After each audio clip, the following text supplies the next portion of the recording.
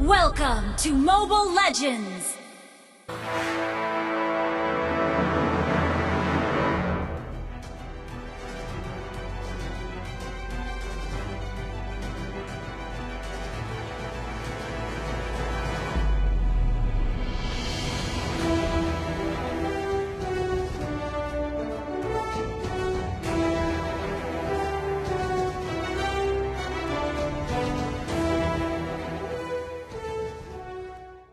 Hello guys, what's up?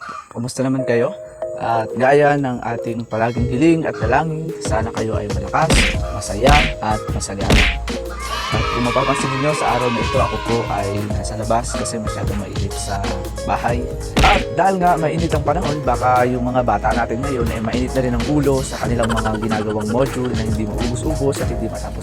So ang naisip kong gawin ngayon ay gumawa ng hologram ng mga ML characters or yung mga ML heroes. Sa video ito, ipapakita ko sa inyo kung paano ko ginawa ang Hologram Prism, kung ba yung tawag doon, gamit lamang ang face shield. And guys, ipapakita ko rin sa inyo kung paano ko ginawa ang hologram video. Medyo matrabaho siya pero don't worry kasi i-upload ko mismo dito sa aking YouTube channel yung mga ML heroes na nagawa ko ng hologram.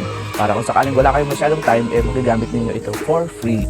So paano guys, simulan na natin. Punta na tayo sa aking workstation after this intro.